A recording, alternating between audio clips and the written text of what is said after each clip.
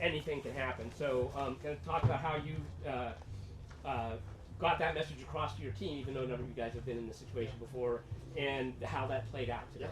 Yeah. It's been a crazy week or so, but we got a chance to practice on Monday and Tuesday, and we talked about what we need to do, things that we need to improve after the conference tournament, because the conference tournament we saw some things that we need to get better at. And today, it started with our starting pitcher. Soto was impressive. He had 2 mistakes all day, and there was 3 runs, but then Scott comes in, obviously, tremendous job for 3 innings, makes 1 mistake, but it was really a good pitch. The guy did a good job hitting along the fence, but other than that, he was impressive. And then our team, just the Battling Broncos, man, we continue in the playoffs. We seem to get that mantra of the Battling Broncos, and here we are with a win. I always thought here I do want to give you a chance to talk about. So that's two outings at this facility that he has been absolutely lights out. Yes. Does he like pitching here? Or? Yeah, I don't know. I mean, it's impressive to see him do that because this park is playing so offensive. Yeah. And to do what he does and execute those pitch after pitch after pitch, he has some deception in there, and I think that helps a little bit to get the hitters off timing a little bit. But obviously, Johnny's putting down the right fingers for him too. So I give credit to not only the pitching staff, but what Johnny's doing behind the plate as well. Scott, go ahead and let's talk a little bit about you come in, and you come in, your team's getting you a lead, you're right back into the game, but it's such a dangerous lineup. How do you put that out of your head and just go out and pitch against a team that hits 100 home runs? It's baseball, so we just got to do our job. And Coach Torres is just talking about executing our pitches and just fill up the zone. That's all I was thinking about. If I'm going to do my job, they can do whatever they want, but just fill it up. And then you come in, and then obviously it's the one pitch that got away from you, and then that meant you had to face Christian. And does it make anything more special to get a player of that caliber to be the last out of the game? It's a little bit of emotion. How much of it was getting the last out, and how much of it was getting him? When Johnny came in and talked to me before that at bat, I just said, "Where are the Aussies coming?" So it was a good one to get him out, and he's had an amazing season. So that was a good at bat. I like it. Now, for you on both ends, first of all, you called a great game. I don't know how many pitchers you're calling and how many you're calling, but you had your pitchers in control the whole game.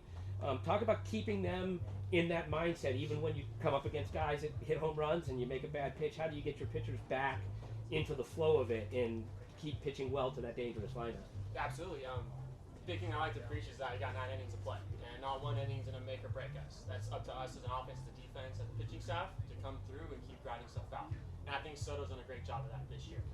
He's had great starts. He's had starts where his stuff's not as good, and he's found a way to give us 5, 6, 7 innings. And today I think he had his great stuff. He made 2 mistakes, took advantage of it. That's a great lineup, 1 through 9.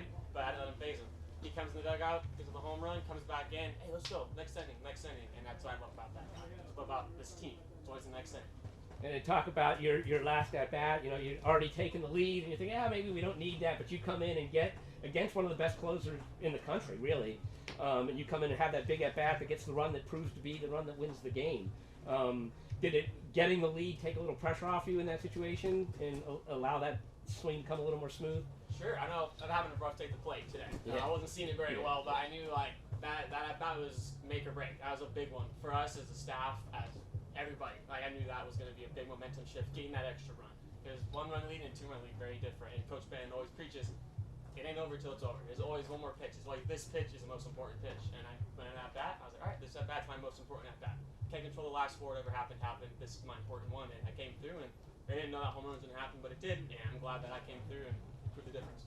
And now it sets up, obviously, tough games regardless of who you end up playing from here on out. But you're going to have to play Monterey tomorrow, and 4 epic battles with them when you saw them earlier in the year. Yeah, and they're at home, and they're tough, and they're good, and it's going to be a grind. But you were able to save your I don't want to say save is not the right way of saying it. I didn't mean it that way.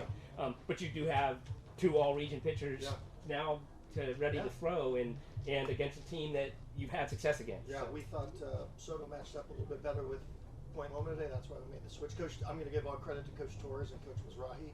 They came to me and said, hey, this is what I'm thinking. I said, run with it. I trust those guys. And Coach Torres calls a great game. He's the one that calls all the game. Yeah. I don't call one pitch. Yeah. I don't sit behind him. He calls every pitch. Him and Miz are dialed in. They've done a great job with the pitching staff, and those guys are amazing. So, no, we're excited to continue to keep playing. Yeah.